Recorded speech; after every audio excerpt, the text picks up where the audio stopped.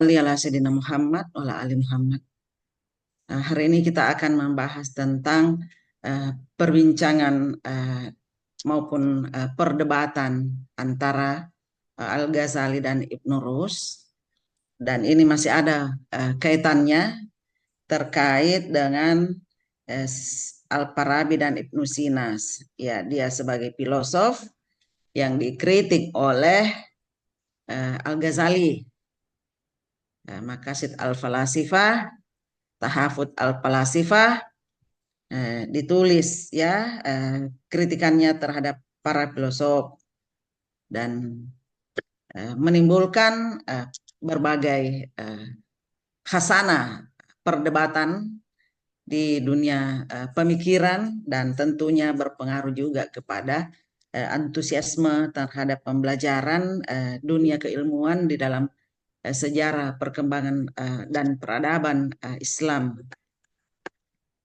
Karena orang bisa membuat peradaban karena ada pikiran, ada pemikiran, sehingga kalau terjadi dialektika, ada pertentangan, dan itu biasa saja. Masing-masing memiliki argumentasi, sehingga ini membuat khasanah keilmuan dalam dunia Islam terjadi dinamika yang bagus. Baik, kita akan persilahkan saja barangkali Abdul Muthalib untuk mempresentasikan makalahnya. Baik, Bismillahirrahmanirrahim. Assalamualaikum warahmatullahi wabarakatuh. Waalaikumsalam Uh, warahmatullahi wabarakatuh. Terima kasih kepada Prof yang telah mempersilahkan kami untuk mempresentasikan hasil makalah kami. Mungkin langsung saja saya akan mempresentasikan makalah saya. Ya, ini yang berjudul Al-Ghazali dan Ibnu Rushd. Pemikiran Al-Ghazali dan Ibnu Rushd, sejarah pemikiran filsafat beserta pertentangan-pertentangan yang terjadi pada pemikiran-pemikirannya. Seperti yang kita ketahui bahwa filsafat Islam itu mengalami dinamika pemikiran yang sangat kompleks, ya, terutama menghadapi arus pemikiran yang asing yang masuk ke dunia Islam. Jadi pada masa keemasan peradabannya, di antara berbagai dinamika tersebut, salah satu yang paling menarik yang di sini adalah yang mau kita bahas adalah pemikiran antara Abu Hamid Al-Ghazali dan Abu Walid Ibn Rushd. Nah, dua tokoh besar ini tidak hanya mencerminkan perbedaan metodologi dalam mencari kebenaran, tetapi juga mewakili dua kutub besar dalam sejarah pemikiran Islam, yakni antara teologi tradisional yang cenderung mengedepankan wahyu dan otoritas agama, lalu kemudian ada juga yang filsafat rasional yang mengedepankan logika dan akal budi. Jadi pertentangan mereka itu bukanlah sekedar yang bisa kita sebut adalah konflik, bukan, tetapi pertarungan epistem dalam menentukan batasan antara agama, filsafat dalam tradisi intelektual Islam. Jadi mungkin kita bisa sebut bahwa mereka itu cuman berbeda pemikiran, cara berpikir, metodologis. Mungkin langsung saya masuk ke pembahasan. Sebelum itu saya akan membacakan rumusan masalah. Yang pertama yang kita bahas adalah bagaimana latar belakang historis dari intelektual Al-Ghazali dan Ibn Rushd dalam konteks perkembangan pemikiran Islam. Yang kedua adalah apa bentuk pertentangan pemikiran antara Al-Ghazali dan Ibn Rushd, khususnya dalam persoalan filsafat dan teologi. Lalu kemudian yang terakhir adalah bagaimana dampak dari perdebatan antara Al-Ghazali dan Ibn Rushd terhadap perkembangan pemikiran Islam. Bab 2 pembahasan latar belakang sejarah dan kehidupan Al-Ghazali dan Ibn Rushd. Yang pertama adalah Al-Ghazali. Muhammad Al-Ghazali, yakni hidup pada tahun 1058 sampai 1111 Masehi. lahir di Tuskurashan, yakni kalau sekarang itu jadi Iran. Ya, ia menempuh pendidikan agama tradisional dan hukum Syafi'i di bawah bimbingan Imam Al-Haramain, Al-Juwain di Naspur. Saat usia 19 tahun, ia telah tampil sebagai ahli fikih dan kalam yang menonjol. Ya, pada tahun 1901 dia diangkat menjadi profesor di Nizamiyah, Baghdad oleh Vizier Nizam al-Mulk, menjadikannya tokoh utama dalam intelektual Sunni di pusat kekhalifahan Saljuk. Al-Ghazali itu belajar pada Imam Al-Haramain, Al-Juwaini, seorang teologi Asy'ariyah terkemuka. Ia menguasai fikih Syafi'i, ilmu kalam, kemudian mantik dan filsafat. Pada usia muda, ia sudah menjadi pemikir besar dan diangkat menjadi guru madrasah Nizamiyah Baghdad. Namun setelah mengalami krisis spiritual, ia gambarkan dalam Al-Munqidh min Al-Dalal, ia meninggalkan dunia akademik formal dan memilih kehidupan sufi. Ya, puncak karir sebagai profesor itu membawa krisis spiritual. Ia merasakan keraguan dalam ilmu rasional dan menemukan sebuah cahaya Tuhan, membawa pencerahan batin yang menuntunnya keluar dari logika formal. Jadi perjalanan panjang termasuk kunjungan ke Damaskus, Yerusalem, dan juga Mekah itu memunculkan transformasi intelektualnya menjadi sufi yang aktif. Setelah seiring masa pengasingan, ia menulis karya monumentalnya, yakni Ihya Ulum ad-Din, atau kebangkitan ilmu-ilmu agama. Memadukan ilmu hukum, tauhid, etika, dan pengalaman mistik, buku ini menjadi otoritas masyhur dan pendidikan Islam hingga sekarang.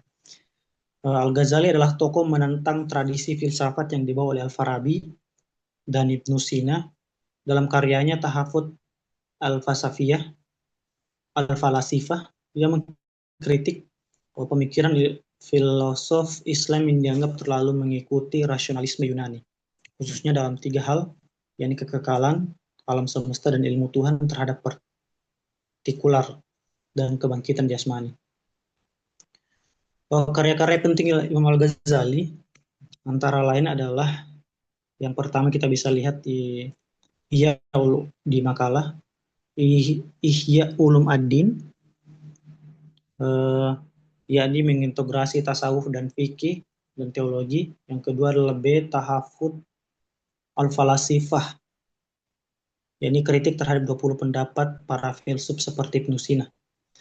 Yang ketiga adalah Al-Munqidh min Ad-Dalal, yakni autobiografi intelektual dan spiritualnya. Dalam Tahafut, Al-Ghazali menolak 3 poin utama dari para filsuf yang anggap kufur, yakni eternitas alam semesta. Kedua, Tuhan tidak mengetahui partikular. Dan yang ketiga adalah tidak adanya kebangkitan jasmani. Nah, melalui pendekatannya, Al-Ghazali berusaha melindungi ortodoks Sunni dari pengaruh rasional ekstrim. Lanjut ke Ibn Rushd. Ibn Rushd itu lahir setelah Imam Abu Hamid Al-Ghazali, yakni Ibn Rushd yang dikenal di Barat sebagai Averroes, lahir di Cordoba, Andalusia, dalam masa keemasan filsafat Islam di wilayah Barat.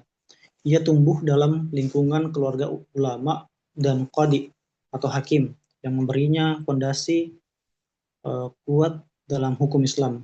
Pada saat yang sama, ia menekankan ilmu filsafat, kedokteran, dan astronomi. Ibn Rushd itu meyakini bahwa filsafat adalah aktivitas intelektual yang disyariatkan oleh Islam untuk orang-orang yang mampu menggunakan secara tepat. Ia menegaskan bahwa pemahaman terhadap wahyu membutuhkan pendekatan rasional agar tidak terjebak dalam interpretasi tekstual yang dangkal. Jadi menurut Ibnu Rushd, kontradiksi antara akal dan wahyu itu hanya muncul dari kesalahan penafsiran terhadap keduanya.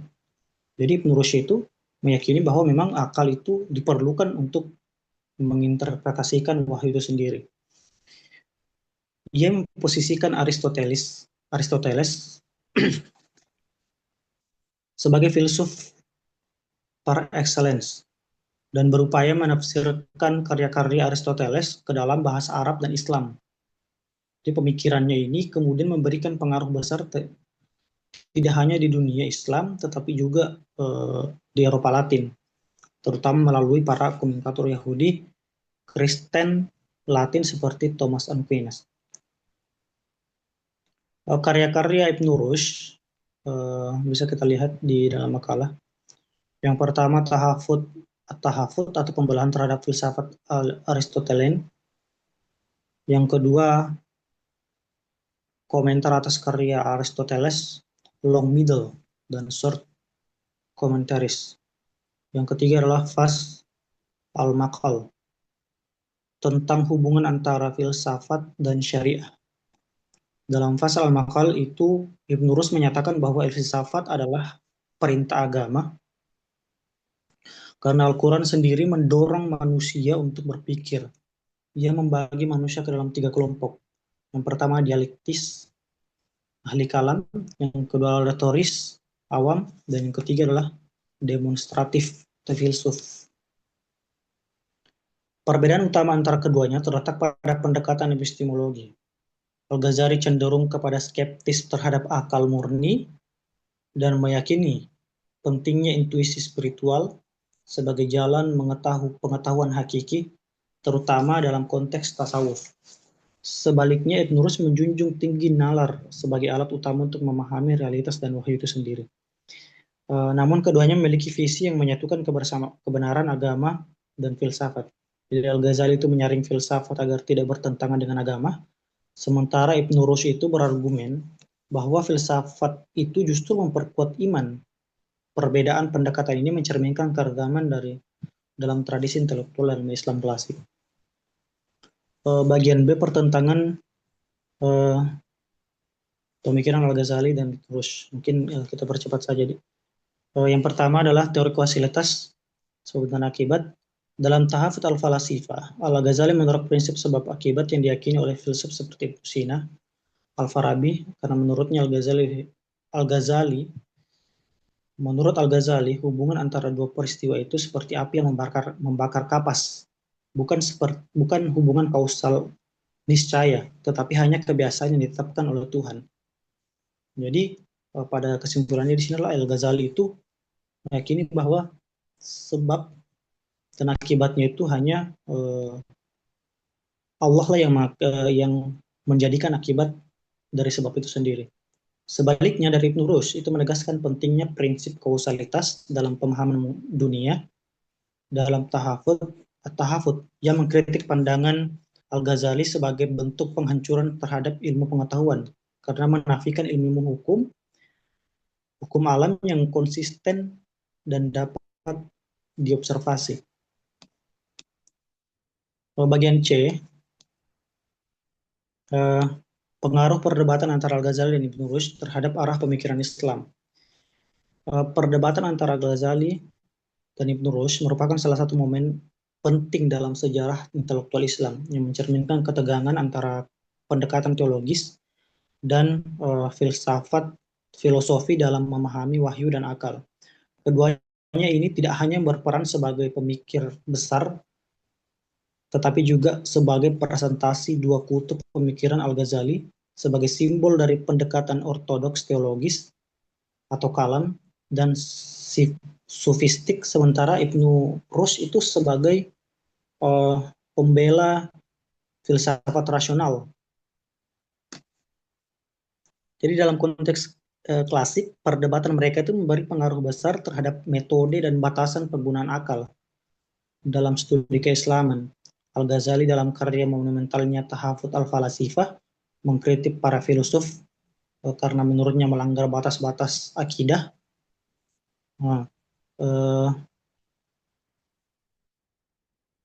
melanggar batas-batas akidah dengan mengadopsi pemikiran metafisika Yunani yang tidak sejalan dengan wahyu Islam.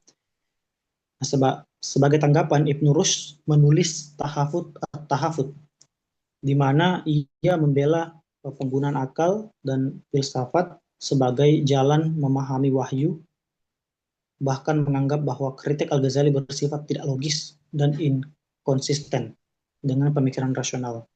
Dalam pandangan Ibnu Rushd, tidak ada pertentangan antara filsafat dan syariat. Keduanya harus dipahami secara harmonis. Mungkin langsung saya kasih kesimpulan. Sebagai kesimpulan, pertentangan pemikiran Al-Ghazali itu Ibnu Rushd merupakan salah satu momen paling penting dalam sejarah pemikiran Islam. Keduanya menempati posisi yang kontras dalam melihat hubungan antara wahyu dan akal, agama dan filsafat, serta metode yang memahami kebenaran. Al-Ghazali dengan pendekatan teologis sofistik menempatkan wahyu sebagai sumber kebenaran tertinggi dan membatasi ruang filsafat pada wilayah yang tidak berbenturan dengan akidah Islam. Di sisi lain ada Ibnu Rushd menegaskan bahwa filsafat adalah jalan yang sah, bahkan diwajibkan bagi kalangan intelektual untuk memahami ajaran agama secara mendalam dan rasional. Mungkin itu saja hasil pemaparan dari makalah saya. Saya kembalikan ke forum untuk ditindaklanjuti. Siapa ada yang bertanya, menanggapi atau memberi saran. Sekian, terima kasih atas kesempatan. Iya, jadi kita berbicara tentang pandangan dua tokoh, yaitu Al-Ghazali dan Ibnu Rushd. Al-Ghazali mengkritik filosof yang tertuang dalam Maqasid al-Falasifah dan Tahafut al-Falasifah. Dia menulis buku dan di dalamnya dia mengkritik para filosof. Adapun yang dimaksud para filosof di sini yaitu Aristoteles, Plato, Al-Farabi, Ibnu Sina, ya terkait dengan kadimnya alam, terkait dengan ada tadi sudah disebut ada 3 yang sangat krusial tentang universalnya dan juz'iyat terkait dengan Tuhan, tidak mengetahui yang partikular atau juz'iyat. Juga tentang ada satu lagi tentang kebangkitan jasmani. Jadi Al-Ghazali ini menulis dan mengkritik, kemudian muncul Ibnu Rushd untuk membela filosof ini, masing-masing mengemukakan pandangan dan alasan mereka.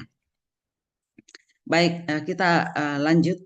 Siapa tahu ada yang ingin memberikan respon dan pertanyaan. Demikian pula penguatan. Disilahkan.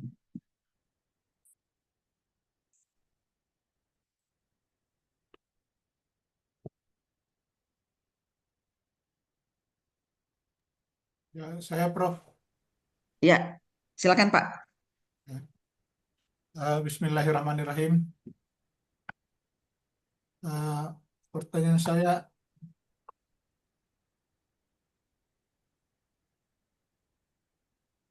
untuk pertama saya terima kasih atas pemaparan Saudara Abdul Muthalif yang sangat menarik terkait Al-Ghazali dan Ibnu Rushd. Pertanyaan saya ini terkait epistemologi dan kritik tentang bagaimana posisi epistemologis Al-Ghazali yang menyatakan bahwa intuisi atau kasaf dan pencerahan kenabian wahyu memiliki keunggulan atas akal filosofis dalam mencapai kebenaran atau hakikat yang secara dialektis dijawab oleh Ibnu Rushd. Analisis secara spesifik argumen Ibnu Rushd tentang kemampuan akal atau rasio untuk mencapai kebenaran yang sama atau mungkin lebih tinggi tanpa memerlukan pencerahan mistik atau kasaf atau intuisi dalam bahasa Al-Ghazali, dengan merujuk pada doktrinnya tentang akal aktif Eh, Pertanyaan saya ini terkait atau berfokus pada eh, analisis perbedaan dasar dalam epistemologi, yaitu antara intuisi dengan akal murni. Ya, demikian Prof. Pertanyaan saya. Terima kasih. Ya, ya baik ya. Epistemologi dari kedua tokoh ini. Kita lanjut dulu untuk pertanyaan berikut. Ya, izin Saya saya. Ya, Ya, terima kasih Pas. diberi Ya, kesempatan. Saya mau Waalaikumsalam. bertanya, apakah hubungan antara Al-Ghazali dan Ibnu Rushd harus dipahami sebagai pertentangan abadi antara teologi dan filsafat, atau dapat dipahami sebagai dialog kreatif yang membentuk dinamika pemikiran Islam? Berikan argumen kritis. Terima kasih. Ya, Ya, kasih. terus Saya yang ketiga. Pertanyaan saya kepada pemakalah tentang Ibnu Rushd. Ibnu Rushd ini kan memandang bahwa hukum kausalitas bersifat pasti. Keteraturan alam dan sifat-sifat khusus pada benda-benda menunjukkan adanya suatu hukum yang bersifat pasti atau biasa disebut darurat. Seperti sunnatullah tidak mungkin berubah secara aksidental karena telah menjadi ketetapannya sejak azali. Pertanyaan saya, bagaimana pandangan Al-Ghazali tentang kausalitas sebab akibat? Apakah ia menolak hukum kausalitas ini atau seperti apa? Saya kira itu untuk pertanyaan ketiga. Ya, Terima kasih. siapa lagi? Baik, makasih. Siapa lagi? saya Bunda. Oh ya, yang keempat, Arjung. Silakan. Terima kasih atas kesempatannya.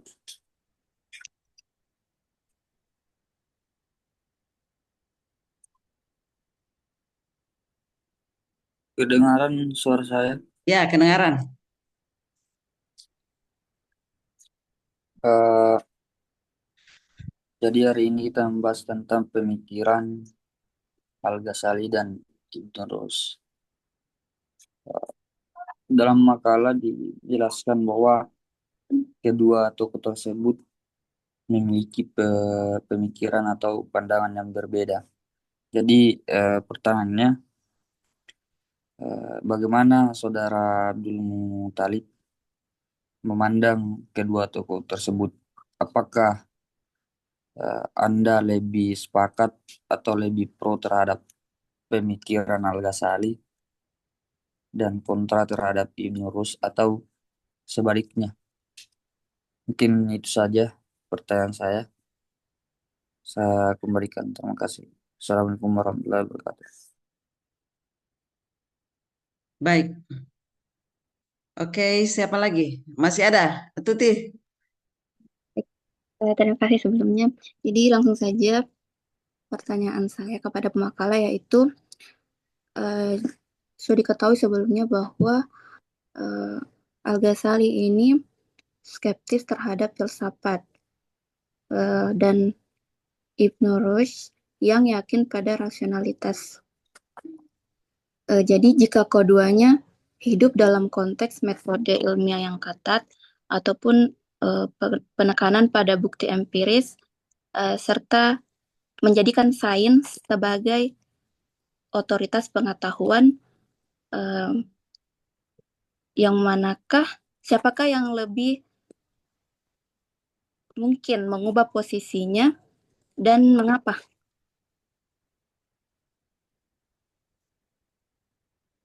Seperti itu.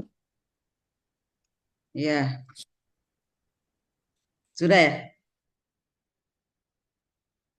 Oke, ya ada pertanyaan. Ada 5 pertanyaan yang akan direspon oleh Abdul Muthalib. Disilakan. Baik, sebelum saya menjawab mungkin teman-teman yang lain bisa menuliskan pertanyaan di kolom chat supaya kalau ada tambahan dari teman-teman juga bisa membantu menjawab. Baik, saya akan menjawab pertanyaan yang pertama dari saudara Muhammad Farid Wajidi, yakni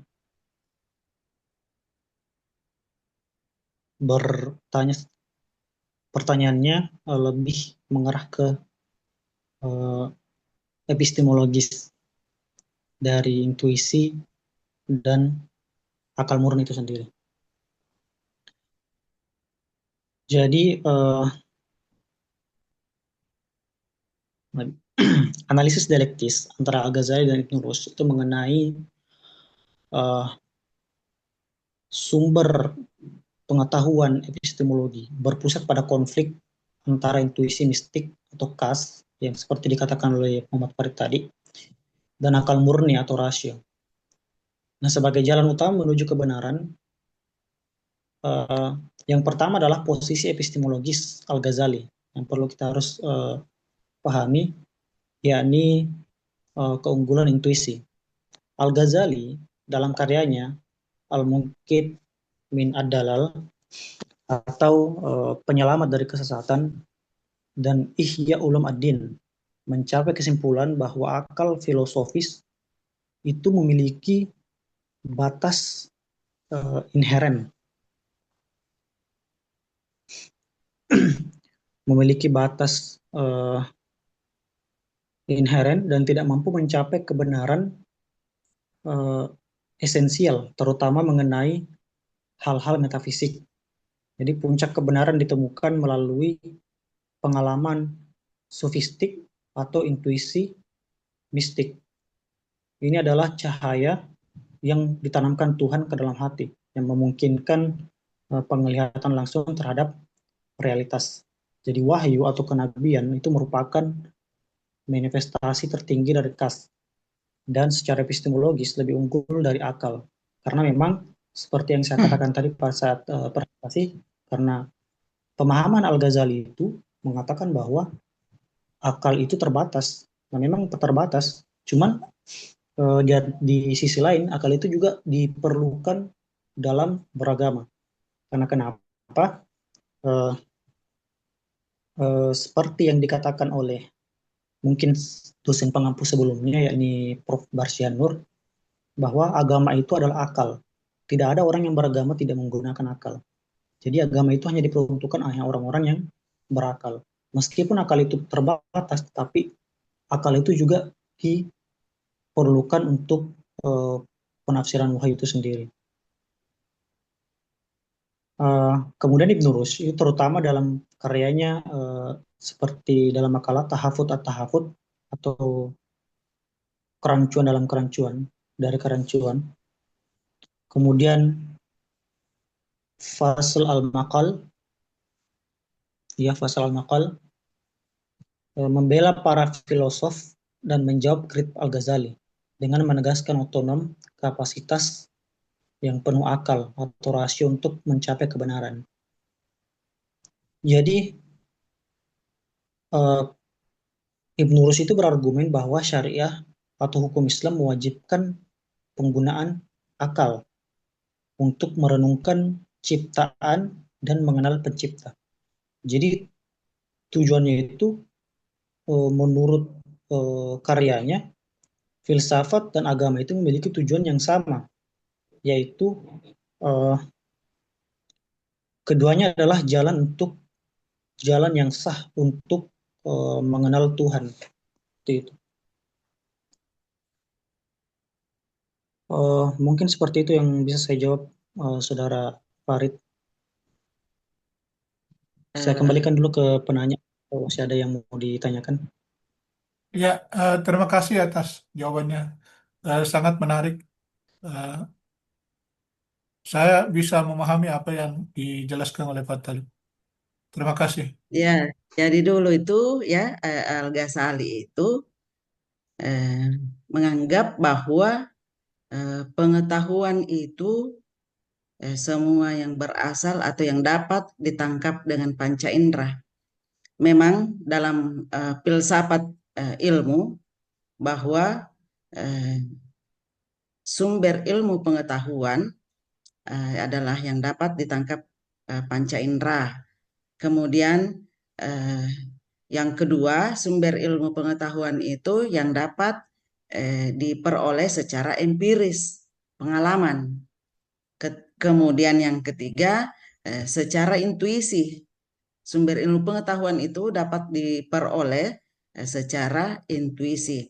Itu yang mungkin yang berasal dari Allah, yang berupa intuisi yang didapatkan sehingga bisa memperoleh ilmu pengetahuan.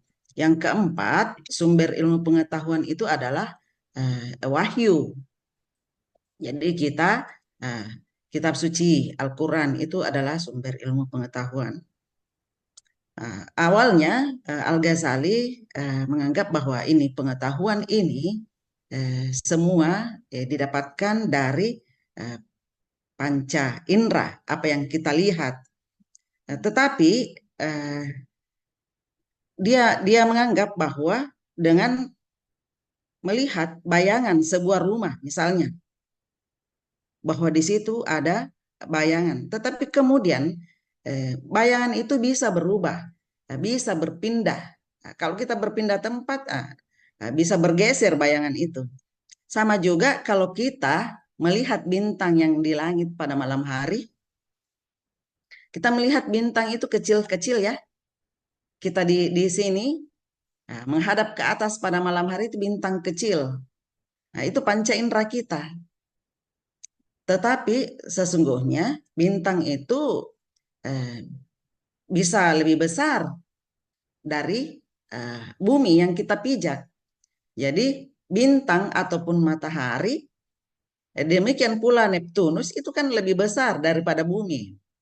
Nah, jadi apa yang kita lihat itu bukan juga 100% bahwa itu adalah kebenaran, karena bisa berubah. Kemudian dia berpikir lagi, dia berpindah kepada bahwa kebenaran itu ada pada akal. Nah, lalu ternyata ketika dia tidak percaya kepada akal, ketika dia bermimpi, seseorang itu bermimpi, mimpi yang kita lihat itu betul-betul yang kita rasakan seperti dengan kenyataan. Ternyata setelah bangun dari mimpi itu, tidak benar. Berarti ini juga tidak bisa diyakini. Dari yang tadinya kita dapat sebongkah berlian, tapi ternyata setelah bangun dari tidur tidak ada itu. Lalu dia kemudian masuk kepada intuisi, dan dia sebenarnya pada ranah ini dia di kasyaf atau di tasawuf, dan itu tidak gampang dia peroleh juga karena mengembara sampai dia akhirnya berpindah dari, dahulu dia rasional juga, dia berguru kepada Al-Juwaini dan sebagainya, proses tadi juga sudah dijelaskan, proses pengembaraan terhadap rasionalnya itu, tetapi kemudian dia berpindah kepada sufistik. Nah, nanti kan bisa juga, tadi saya dengar ada sudah dibacakan di makalah, dia masuk kepada sufistik, bahwa itulah ilmu yang dia yakini. Sampai di situ ya. Jadi kalau epistemologi Al-Ghazali itu dia literal, dia wahyu. Kalau Ibnu Rus akal, dia rasional. Jadi kalau Ibnu Rus dia mengatakan bahwa apa yang ada di literal itu, di wahyu itu bisa diinterpretasi, bisa ditakwilkan. Nah, itu.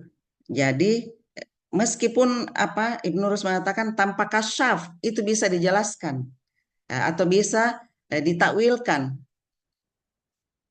Kalau Al-Ghazali dia berpegang kepada wahyu secara literal. Nah, menurut Ibnu Rus yang literal itu juga terkait dengan pandangan filosof jangan disebarkan kepada orang awam. Orang awam yang berpikirnya literal dan sesuai dengan materi yang dia lihat. Jadi kalau Ibnu Rus mengatakan bahwa pandangan filosof juga itu boleh disampaikan kepada khawas, orang-orang khawas, jangan dikasih kepada orang awam, sehingga itu bisa mendatang. Kalau dikasih pandangan filosof dikasih kepada orang awam, itu yang dianggap Al-Ghazali itu bisa merusak akidah tentang kadimnya alam semesta ini. Ya, tidak paham itu orang awam itu. Tetapi kalau kita yang bisa atau pemikir sudah pada naik level menuju khawas itu, kita bisa melihat makna yang abstrak sehingga kita berpikir tentang bagaimana menyucikan Tuhan sesuci-sucinya. Itulah mengapa Al-Farabi mengeluarkan teori emanasi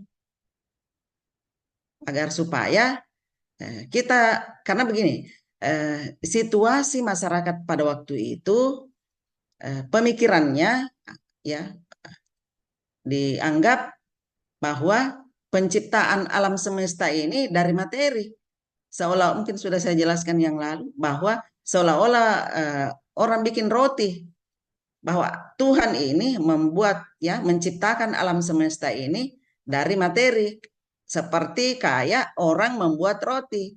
Kalau kita membuat roti ada bahannya dulu, ada terigu, ada gulanya, ada telurnya dan sebagainya, lalu diadon, kemudian diciptakanlah alam semesta. Jadi yang rasional atau filosof Al-Ghazali supaya ini kita menyucikan, jangan sampai dianggapnya bahwa Tuhan ini membuatnya alam semesta seperti itu, padahal tidak seperti itu. Oleh karenanya dia emanasi, mengeluarkan teori ya emanasi dengan cara berpikirnya secara filosofis. Nah, dia ingin menyucikan Tuhan sesuci-sucinya, bahwa Tuhan menciptakan alam semesta ini tidak bersentuhan dengan materi. Ya. Karena menurunkan derajat Tuhan kalau bersentuhan dengan materi. Dia itu adalah suci. Ya. Materi itu kotor. Ya, gitu. Oke. Itu ya. Saya kira itu dulu sebagai tambahan. Silakan. Baik, mungkin saya akan menjawab pertanyaan dari Saudari Indah Sari Dewi. Ya, ini membahas tentang kausalitas menurut pandangan Al-Ghazali. Kausalitas ini sebab akibat ya. Jadi Al-Ghazali itu tidak menolak namanya kausalitas, tetapi yang dia tolak adalah perlu kita garis bawahi bahwa yang dia tolak itu konsep dari kausalitas itu sendiri sebagai hubungan niscaya. Jadi menurut Al-Ghazali itu sebab akibat yang kita lihat dalam di alam hanya kebiasaan atau ada yang Allah tetapkan. Jadi bukan karena benda memiliki kekuatan intrinsik untuk menghasilkan akibat, tapi itu memang dari Allah, yang Allah lah sebab sejati dan akibat terjadi karena kehendak dari Allah itu sendiri. Sebagai contoh, mungkin kita bisa lihat dalam riwayat salah satu mukjizat Nabi Ibrahim yang sempat mau dibakar. Jadi kalau kita melihat dari kausalitas sebagai hubungan niscaya, api itu seharusnya membakar. Tapi justru dalam riwayat itu yang dituliskan bahwa memang pada saat Nabi Ibrahim dimasukkan ke dalam api, justru api itu tidak membakar Nabi Ibrahim. Nah, bahkan Nabi Ibrahim dalam menurut riwayat itu dia kedinginan. Nah, inilah yang tidak disampai oleh akal manusia. Makanya Al-Ghazali itu mengatakan bahwa akal itu tidak bisa mencapai dari keseluruhan kebenaran dari wahyu itu sendiri. Mungkin seperti itu jawaban singkatnya. Saya kembalikan ke forum. Jadi pada kesimpulannya yang isinya ditentang di sini bukan kausalitas, tetapi konsep dari kausalitas itu sendiri. Al-Ghazali itu lebih meyakini bahwa sebab akibat itu adalah tidak lebih dari kebiasaan, atau penyebab sejatinya adalah Allah Subhanahu wa Ta'ala. Mungkin seperti itu, Bu.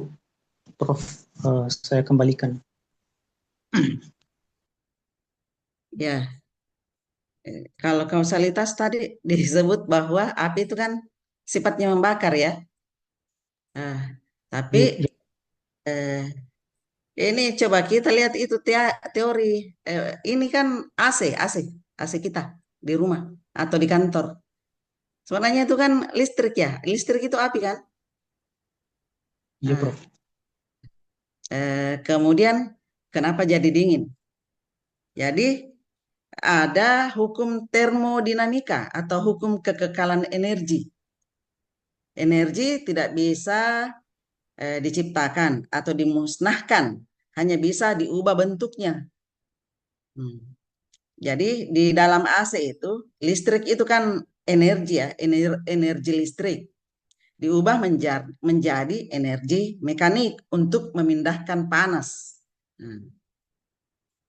Panas secara alami mengalir dari benda panas ke benda dingin. Jadi ini teori ini itu bisa kita rasakan kenapa dari energi listrik ini kemudian kita bisa merasakan dinginnya itu AC. Jadi pada saat Nabi Ibrahim itu dibakar, mungkin itu berubah. Berubah itu energinya api menjadi energi mekanik. Nah, itu kalau kita mau ke logikanya ya. Karena kemudian ternyata bisa dari energi listrik ini bisa berubah responnya menjadi dingin. Nah, itu ilmu pengetahuan. Jadi bisa dilogikakan kausalitas itu ya. Kalau kita merebus air sampai kepada titik tertentu, itu air itu akan mendidih. Itu sudah sunnatullah, bahwa sekian derajat air itu akan mendidih. Sama kalau kita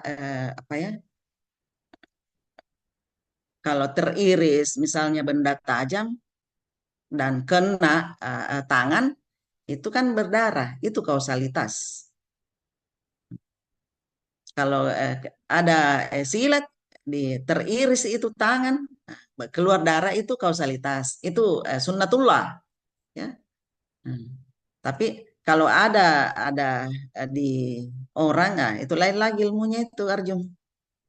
Ada orang diiris tapi tidak berdarah, lain lagi tuh. Nah, tapi kausalitasnya bahwa itu berdarah. Dan kalau ada orang misalnya terjatuh dan itu kena kepada titik tertentu dari sel yang bisa mematikan, itu pasti meninggal. Itu kausalitasnya.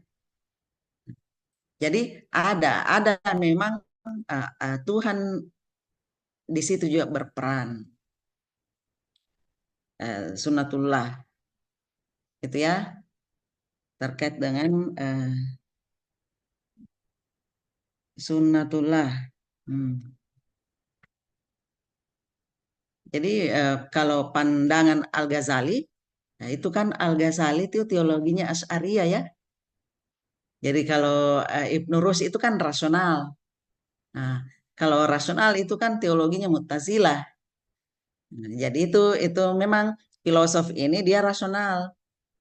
Itulah kenapa Ibnu Rus mengatakan bahwa kalau ada ayat ya yang belum apa ya gini, kalau ada ayat yang tidak bisa dijelaskan secara rasional saat ini, berarti yang salah kita.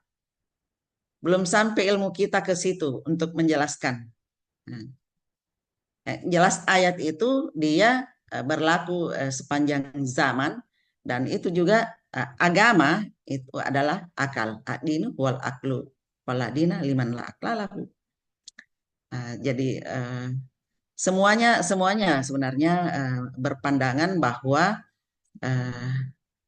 akal ini berperan, tetapi Al-Ghazali mengeritik pandangan filosof, terutama ini yang tadi, karena ini Al-Farabi dan Ibnu Sina juga dipengaruhi oleh Plato, Aristoteles, dan Socrates di dalam memahami terutama yang metaforis, gitu ya.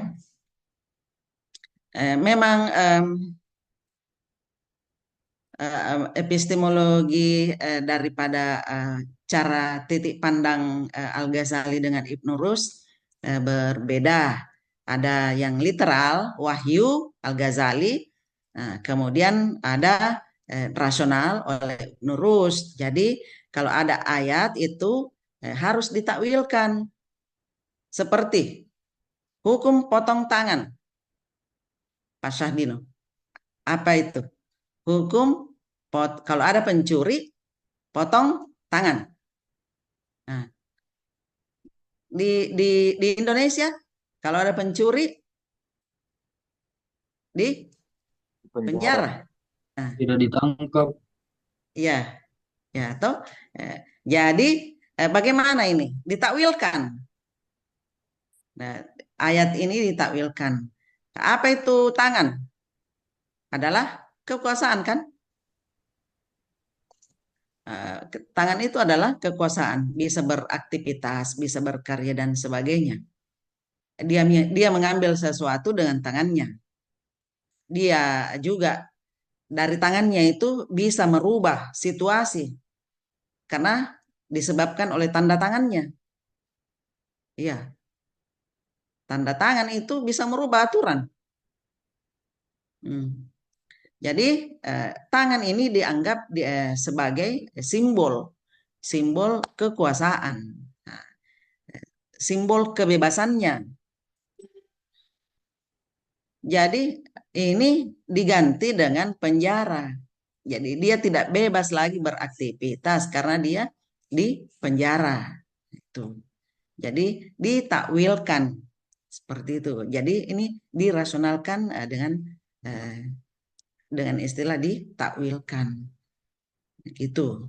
Dikurung supaya tidak bebas lagi dia kemana-mana, bisa menzalimi orang, bisa apa. Itu kalau ya penafsiran yang Ibnu Rus. Oke, kita lanjut dulu ya. Siapa lagi? Pak Abdul Muthalib lanjut. Baik. Mungkin lanjut ke pertanyaan saudara Syahdino. Ini apakah hubungan antara Al-Ghazali dan Ibnu Rus itu sebuah pertentangan teologi dan filsafat atau bisa dipahami dengan dialog kreatif? Kalau saya, hubungan Al-Ghazali dan Ibnu Rus itu lebih dapat dipahami sebagai dialog kreatif daripada pertentangan abadi. Karena kenapa? Mereka ini sebenarnya tidak bisa dibilang memiliki pertentangan atau konflik. Tetapi kalau dibaca dalam makalah di halaman 5, halaman 5, di situ ada paragraf yang mengatakan bahwa pertentangan pemikiran antara Al-Ghazali dan Ibn Rushd itu tidak bisa dipandang sebagai konflik personal atau sekedar polemik intelektual, melainkan merupakan manifestasi dari dua cara pandang yang sangat berbeda dalam melihat relasi antara wahyu dan akal. Jadi Al-Ghazali berdiri sebagai representasi dari otoritas tradisional yang mengutamakan keimanan, kehati-hatian, teologis, dan pembelaan terhadap umat dari pemikiran asing. Nah, sedangkan Ibn Rushd itu merepresentasikan keberanian intelektual yang membuka ruang bagi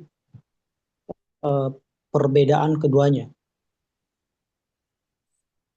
Nah, semacam garis pembatas epistemologis dalam sejarah pemikiran Islam yang kemudian menjadi pijakan bagi generasi sesudah dalam memilih arah perkembangan intelektual mereka. Jadi pada kesimpulannya itu ini lebih bisa disebut sebagai dialog kreatif karena mereka hanya mempunyai berbeda cara berpikirnya atau berbeda pemikirannya seperti itu. Jadi tanpa ketegangan, kreatif ini perkembangan filsafat Islam tidak akan kaya, dan Eropa Latin pun tidak akan mengenal Aristoteles secara lengkap melalui Ibn Rushd maupun etika spiritualis rasional melalui Al-Ghazali. Jadi jika saudara Syahdino mengatakan bahwa ini pertentangan atau dialog kreatif, ya jawabannya kalau menurut saya dialog kreatif karena mereka hanya memiliki pemikiran yang berbeda seperti itu. Tapi secara tidak langsung tujuan mereka itu ada kesamaan juga karena sama-sama ingin mencari kebenaran dari wahyu itu sendiri. Mungkin saja Prof, saya kembalikan ke forum. Jadi ya, baik ya.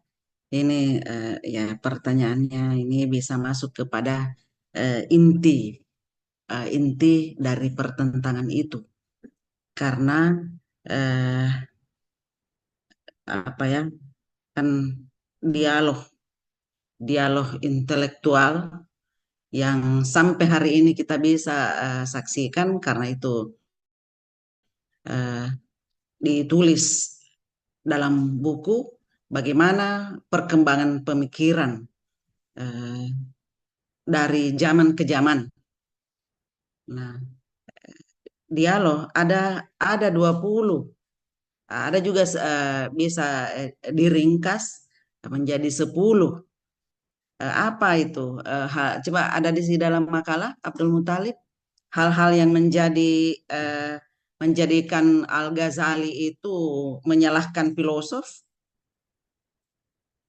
Ya, ada berapa di situ yang kamu tuliskan? Ada dikatakan 20.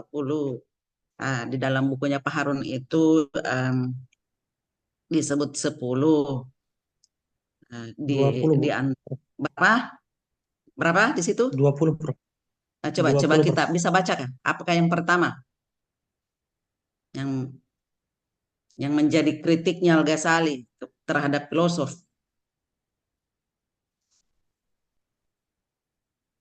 Kalau itu Prof tidak saya cantumkan di makalah, cuman itu penting nanti mungkin direvisi ya, karena inilah Prof. yang menjadi isi juga apa kritikannya itu Al-Ghazali terhadap filosof.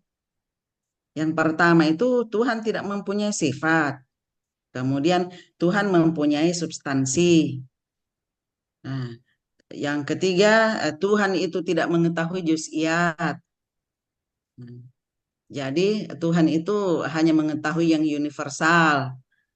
Yang keempat, Tuhan itu tidak dapat diberi sifat atau al-jins.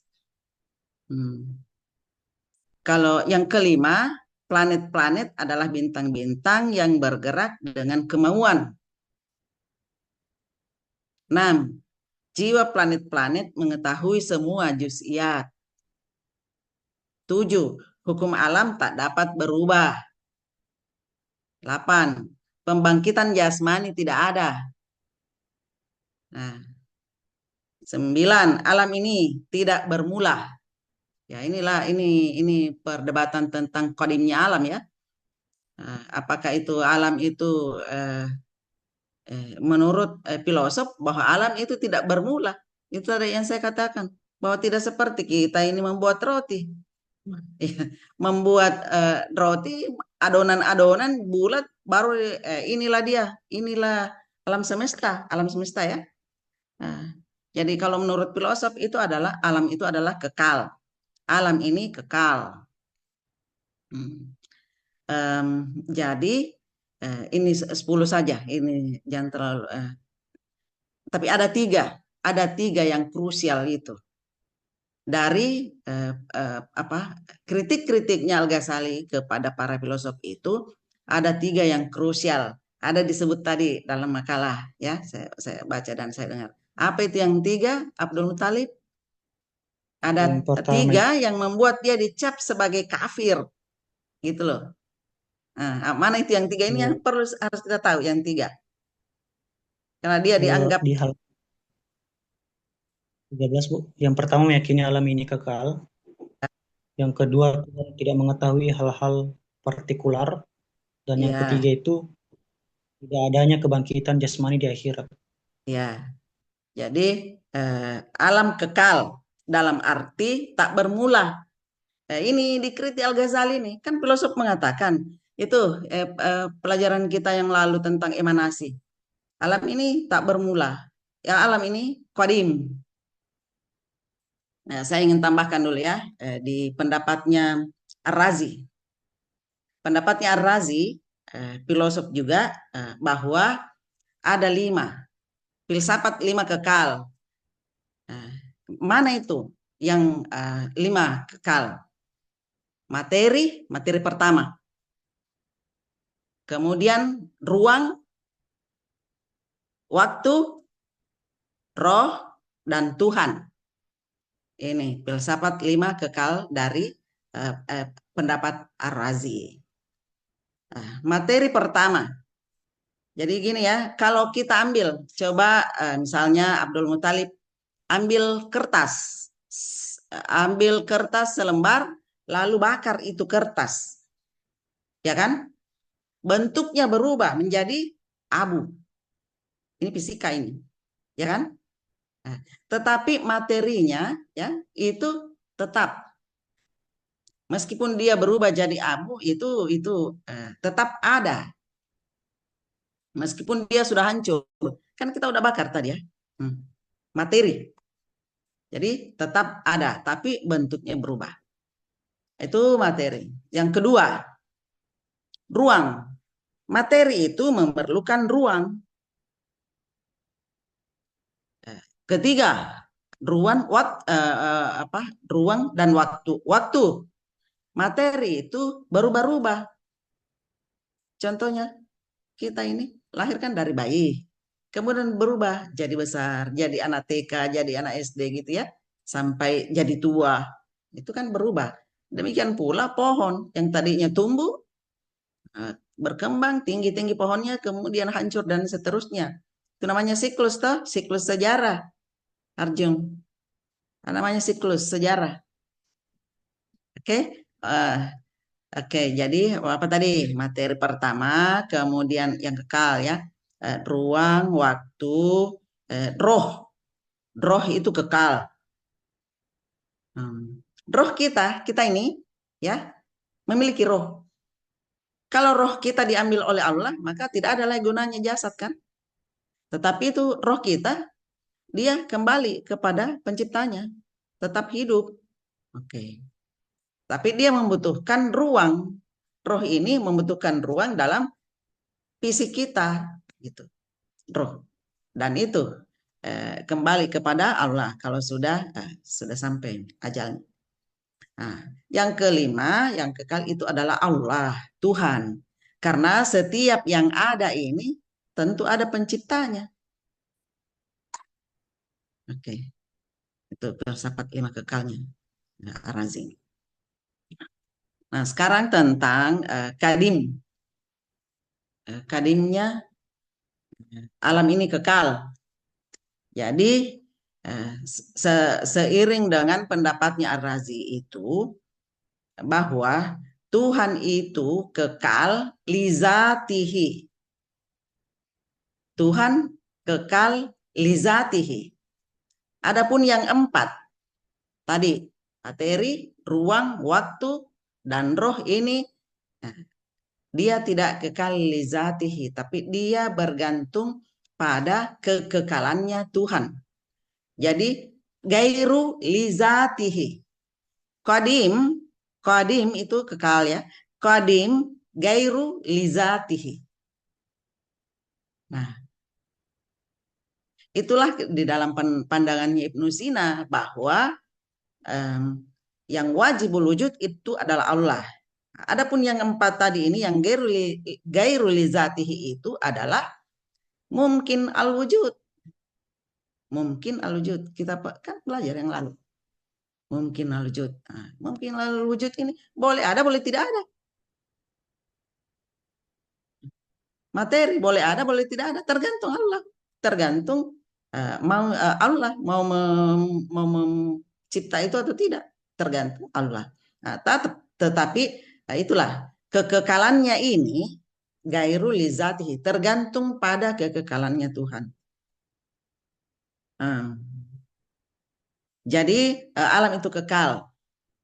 Ya. Alam kekal. Alam semesta ini kan adalah baharu dalam istilah teologi. Baharu artinya apa? Diciptakan. Nah, qadim itu adalah Allah yang kekal.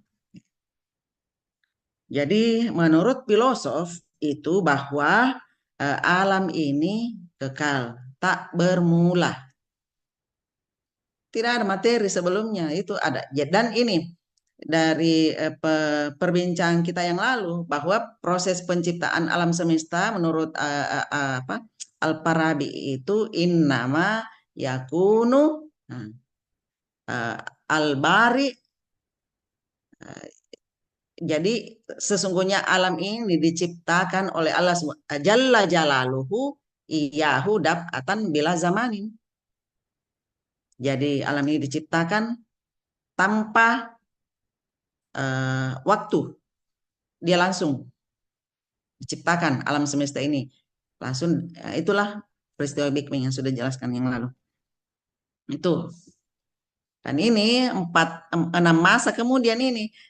Jadi dalam Al-Quran bahwa menciptakan alam semesta ini dalam 6 masa. Nah, 6 masa jangan dipikir bahwa 6 hari. Fisit tati ayam itu jangan dianggap bahwa ini adalah 6 hari, tetapi 6 tahap, 6 tahapan.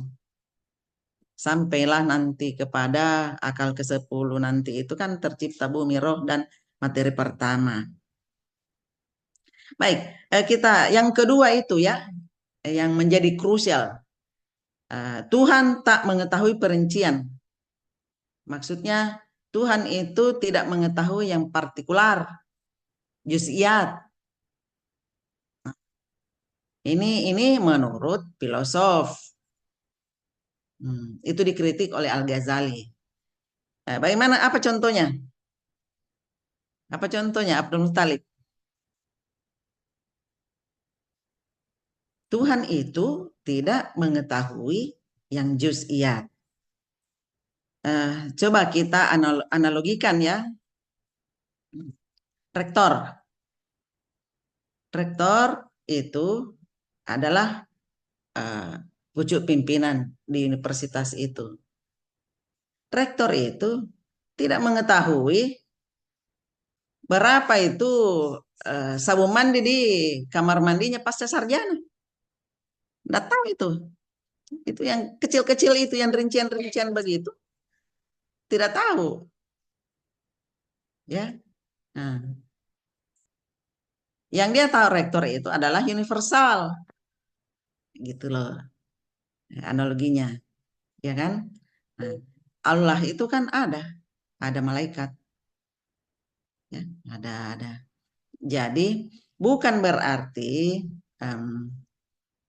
karena Allah itu maha mengetahui, ya, Allah itu maha mengetahui. Jadi bukan berarti bahwa Allah tidak mengetahui, tetapi Allah tidak mengurusi yang juz'iyat itu. Juz'iyat, partikular, yang rincian, yang kecil-kecil, ece-ece begitu. Enggak. Siapa yang mengurusi, yang mencabut nyawa? Manusia. Malaikat. Iya kan? Ya. Nah. Jadi ini kan pandangannya filosof ya. Tuhan tidak mengetahui perincian atau yang partikular. Yang ketiga, apa yang ketiga? Abdul Muthalib. Kan ada 3 ini. Dari apa? Yang Adanya kebangkitan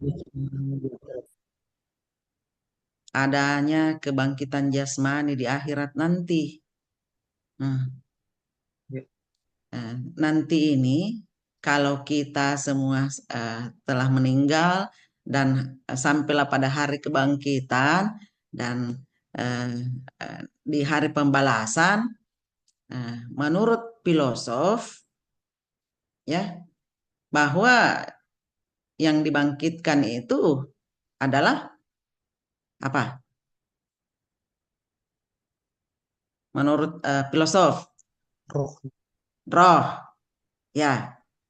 Kalau Al-Ghazali atau teologi Asy'ariyah mengatakan bahwa yang dibangkitkan adalah apa? Jasmani. Jadi kalau kita lihat di Al-Mu'minun, surah Al-Mu'minun 115. Apa hasibatum annama khalaqnakum abatha wa annakum ilaina la turja'un. Apakah kamu mengira bahwa kami menciptakan kamu main-main tanpa ada maksud dan kamu tidak akan dikembalikan kepada kami? Nah, ini adalah ayat yang digunakan oleh Asy'ariyah tentang kebangkitan jasmani.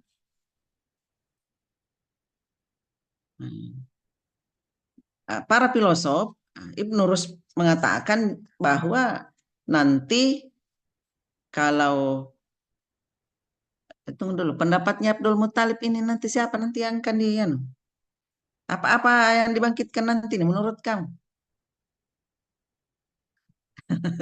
Menurut kamu apa yang dibangkitkan nanti nih? Kira saya Prof. Ya. Jasmani. Jasmani. Berarti kamu teologi Asy'ariyah. Ya, nanti dibangkitkan ya. Jasmani. Ini ayatnya nih. Kalau Arjun?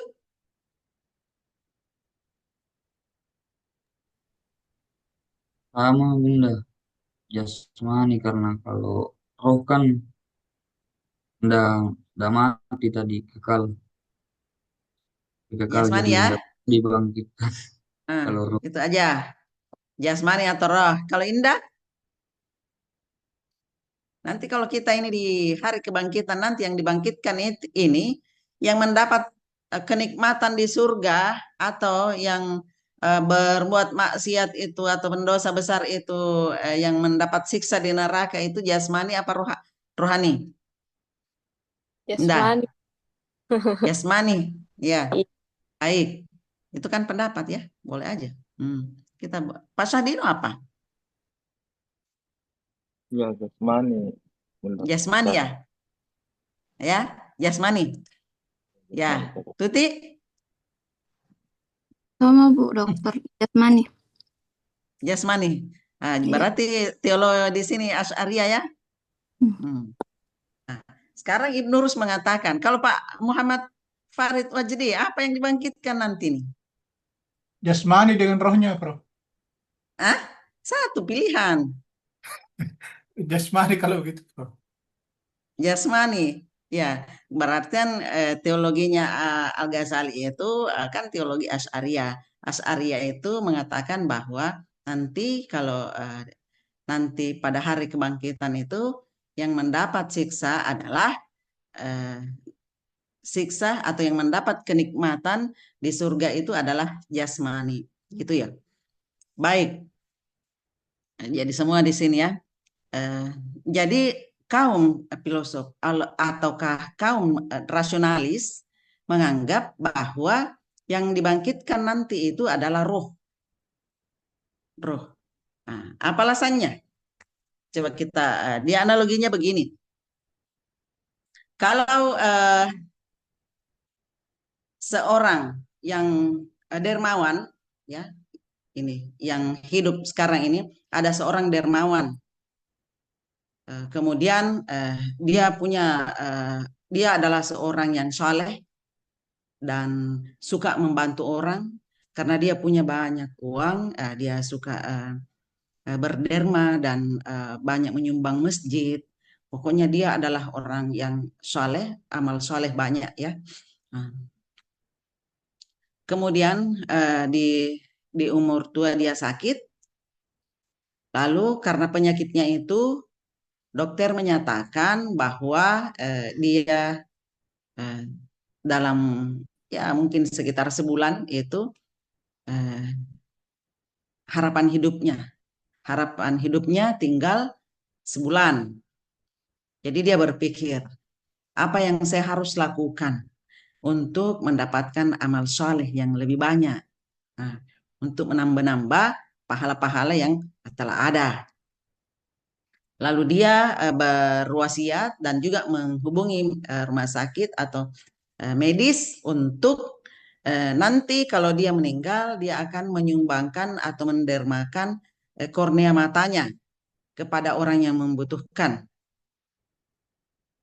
Oke, dia sudah tanda tangan di rumah sakit. Benar saja ketika dia meninggal, maka keluarganya menghubungi rumah sakit itu dan para medis datang, dan itu hanya 24 jam ya durasinya. Ketika dia meninggal hanya 24 jam itu bisa berfungsi. Jadi artinya dalam 24 jam harus diambil itu korneanya. Jadi bukan Bapak Ibu ya, bukan dicungkil itu bola mata, bukan ya, korneanya diambil. Maka diambillah korneanya. Lalu dia setelah proses ya sudah selesai dan ini kornea mata ini disumbangkan atau diberikan kepada seorang anak muda yang sudah 17 tahun dia tidak pernah melihat keindahan dunia. Maka diberikanlah itu sumbangan kornea mata ke dia dan kemudian dia bisa melihat. Dia melihat keindahan dunia, dia melihat orang-orang, pemandangan dan sebagainya, dan termasuk dia melihat wanita-wanita yang cantik yang selama ini dia hanya membayangkan bagaimana. Kemudian dia sangat terpesona dengan keindahan dunia. Maka dia dalam kehidupannya dia banyak melakukan ya pergi dugem, minum, menikmati dunia katanya yang selama ini terkungkung. Dia menikmati dunia, dia pergi dugem, dia minum minuman keras, dia bermaksiat dan sebagainya. Dengan mata yang dia dengan mata yang dia peroleh itu, dia menikmati dunia tidak seperti yang diharapkan oleh pendonor tadi. Nah, nanti ya, ini kan semua manusia mati, maka nanti semua mati dan akan dibangkitkan pada hari kebangkitan. Bagaimana ini nasib orang yang hidupnya ini sampai di hari tuanya dia bermaksiat? Gimana? yang mendapatkan kornea mata ini? Kira-kira di mana kedudukannya? Sesuai dengan amal perbuatannya, timbangan amal kejahatannya, dia masuk neraka. Dan yang tadi mendermakan ini kan dia banyak Dia banyak melakukan dermawan dan amal solehnya banyak. Dia kan sesungguhnya dia masuk surga. Tapi pertanyaannya dia bilang bagaimana dengan itu kornea mata saya? Apakah dia harus menderita panas dari api neraka? Gimana? Di mana keadilan Tuhan? Itu kornea mata saya itu dia pakai itu. Dia masuk neraka. Itu yang tersiksa nanti dia. Sementara saya kan berniat baik untuk memberikan agar supaya tapi ternyata tidak dia gunakan sebagaimana yang disyariatkan agama.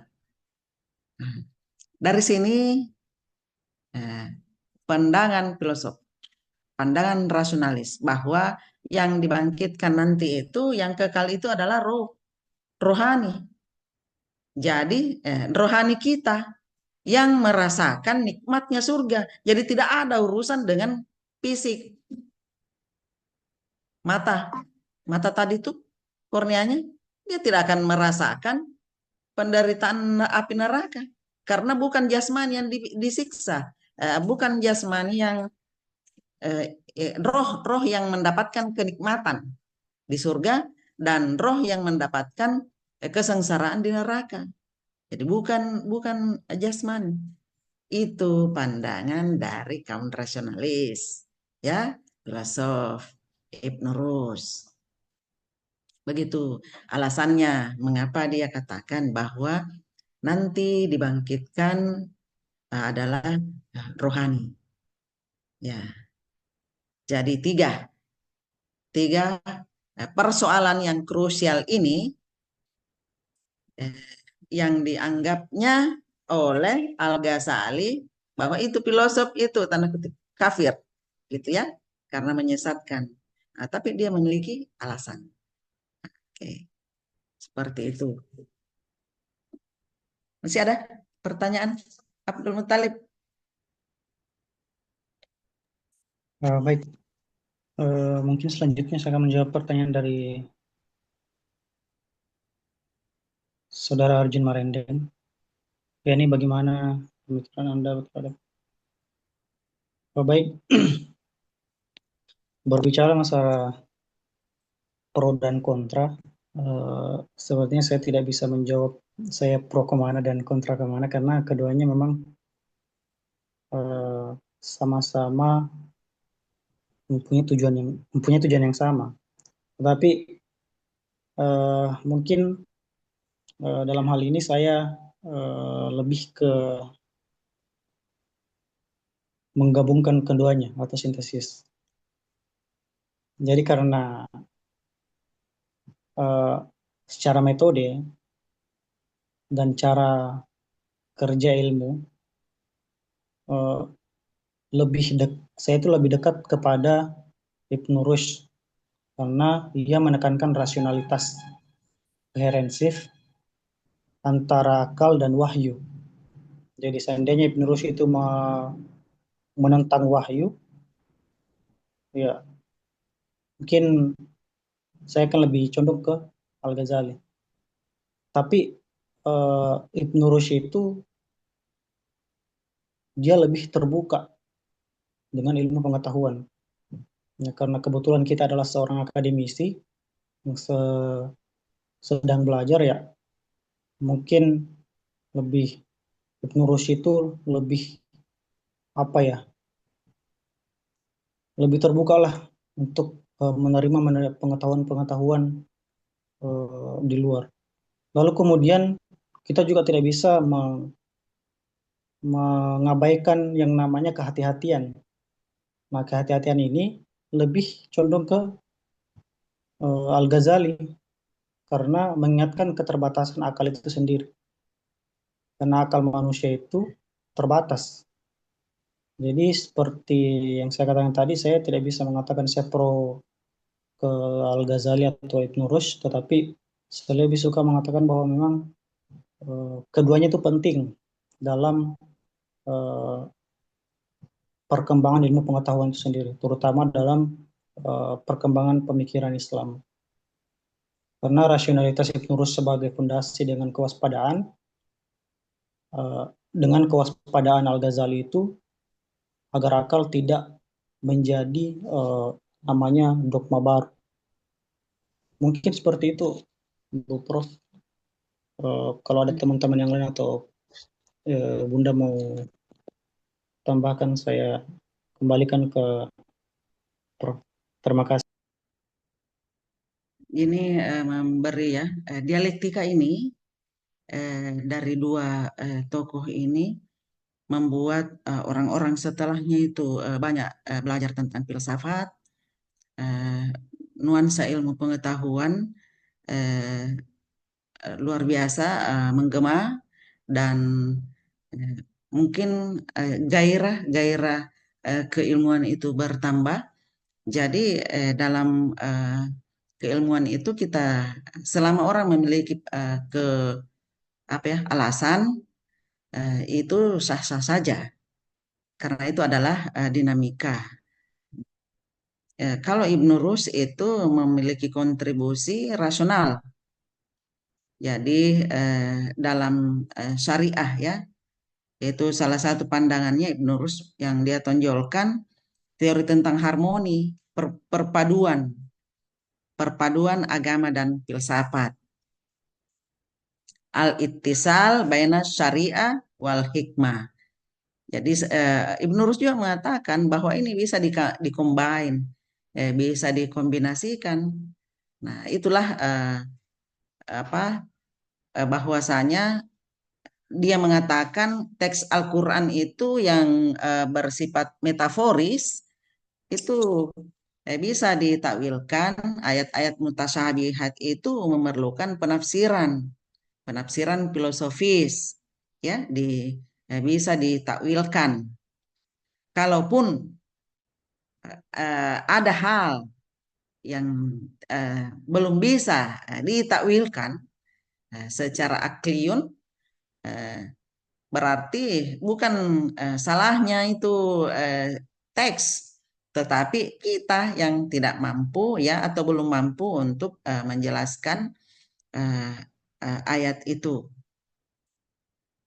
Al-Ghazali cenderung menggunakan pendekatan literal, ya, wahyu, ya.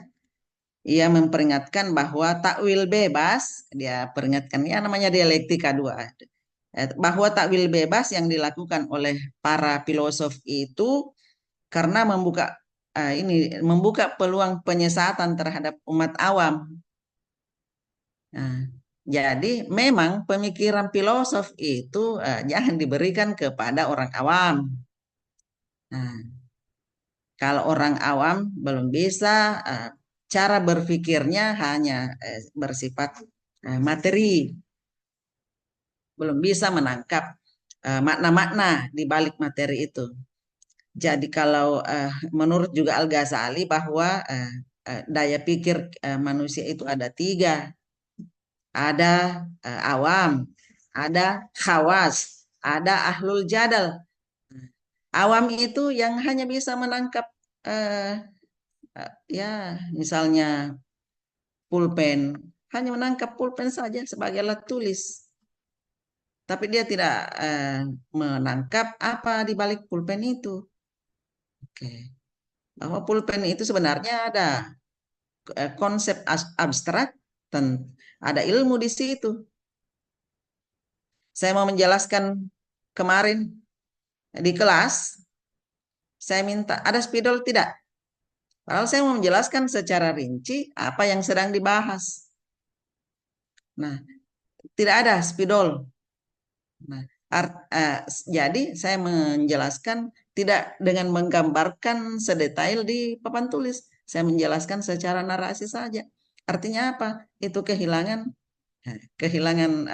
penjelasannya.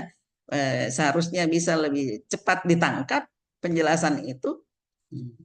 Jadi itulah kita memahami bahwa pulpen itu, spidol itu adalah ilmu pengetahuan. Nah, jadi itu ya tentang teori emanasi, tentang filsafat lima kekal, jangan disampaikan kepada masyarakat awam, jangan dihotbahkan, ya. Pasca sarjana oke. Pada tingkat pemikirannya ya menuju ke hawas yang sudah bisa menangkap hal-hal yang abstrak. Nah, yang ketiga ahlul jadal, ahli debat. Ya, jadi memang ketika kita berbicara filsafat, filosofis, kan mengkaji sampai seakar-akarnya. Nah, dilihat, mempertanyakan ontologinya, mempertanyakan epistemologinya, dan aksiologinya. Itu. Kalau sejarah, apa itu ontologinya? Sejarah. Nah, peristiwa apa? Banjir di Aceh, ya, atau di Sumatera, ya. Apa itu banjir? Apa itu misalnya illegal logging? Bagaimana peristiwanya? Itu kapan itu terjadi? Itu bisa diuraikan secara ontologinya. Tapi bagaimana Anda secara epistemologi menerangkan tentang peristiwa itu? Lalu bagaimana apa yang ditimbulkan dan apa manfaatnya ketika kita menjaga ekosistem, menjaga alam. Makanya itu perlu ekoteologi. Ya. Kesadaran secara teologis ketuhanan tentang pentingnya menjaga alam. Nah, ada pendapat-pendapat para ahli tentang itu. Iya, itu ya, saya kira itu. Jadi menurut Al-Ghazali bahwa pandangan para filosof itu bisa membuat masyarakat awam tersesat, menyesatkan akidahnya, karena memang tidak sesuai dengan pikirannya, tingkat pemikirannya. Apalagi Abdul Muttalib, apalagi belum? Lagi satu, Bu, dari saudari Tuti Wahyuni. Jika keduanya hidup dalam konteks hidup di era modern, siapa yang lebih mungkin mengubah posisinya, Al-Ghazali atau Ibn Rushd? Jadi mungkin sudah bisa kita pahami di sini yang lebih mungkin berkemungkinan untuk mengubah atau menyesuaikan posisinya adalah Ibn Rushd. Kenapa? Yang pertama adalah rasionalisme Ibn Rushd itu bersifat adaptif. Nah, adaptif maksudnya ia percaya bahwa jika bukti rasional itu muncul, jadi maka pemahaman keagamaan pun harus ditafsir ulang, karena itu ia lebih mudah menerima sains dan epistemologi modern. Yang kedua adalah dasar filsafat Ibn Rushd. Ia bertumbuh pada pengetahuan demonstratif atau Aristotelian yang secara ilmiah banyak berubah. Jadi kalau keduanya hidup dalam konteks epistemologi modern, memang yang lebih berkemungkinan adalah Ibn Rushd. Nah, Al-Ghazali juga tetap bisa memposisikan atau menyesuaikan dari metodenya, tetapi itu tidak akan mengubah yang namanya posisi dasarnya. Karena sekali lagi Al-Ghazali itu lebih konsisten karena epistemologinya berakar pada batasan akal dan supremasi wahyu. Sedangkan Ibn Rushd itu lebih adaptif karena rasionalismenya itu kompatibel dengan perkembangan sains modern. Mungkin seperti itu Saudari Tuti Wahyuni. Saya kembalikan ke forum. Gimana? Ada yang mau nambahkan? Kalau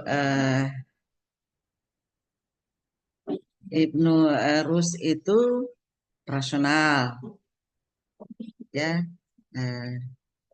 Di era sekarang ini tetap ada pengaruhnya kedua tokoh ini.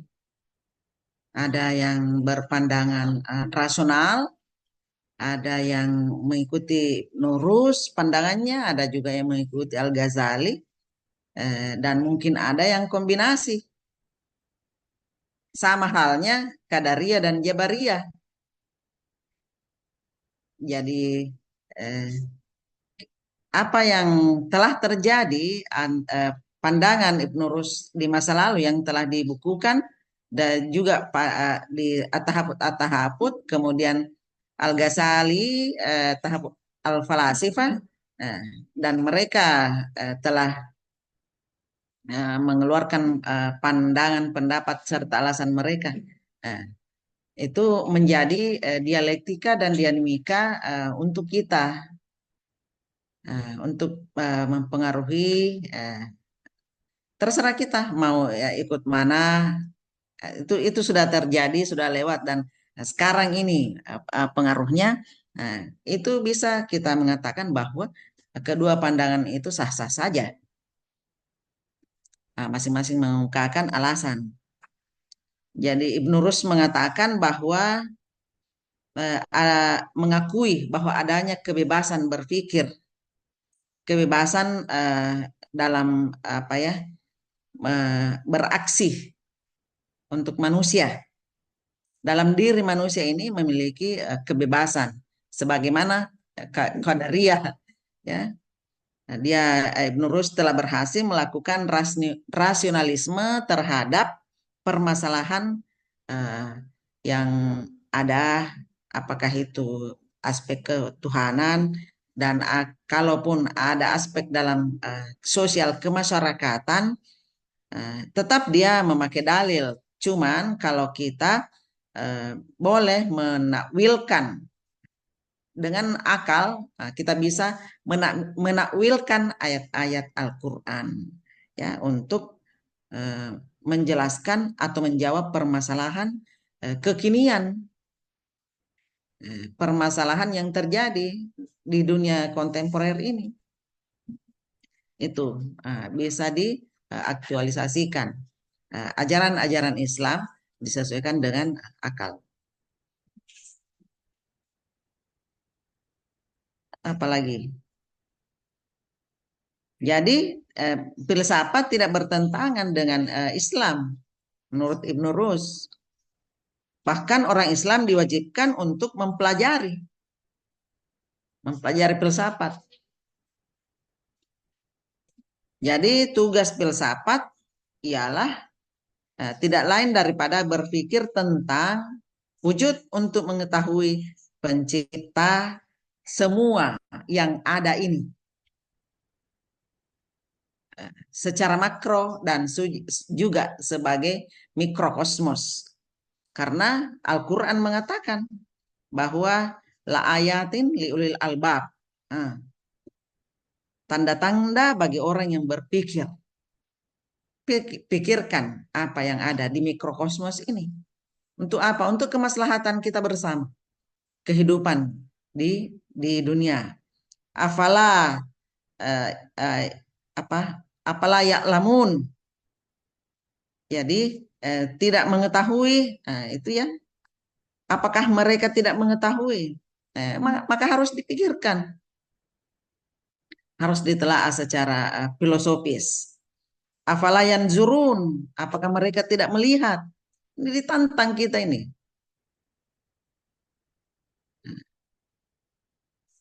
Afala yatadabbarun, apakah mereka tidak merenungkan apa yang terjadi di alam semesta ini? Apakah tidak merenungkan ayat Allah?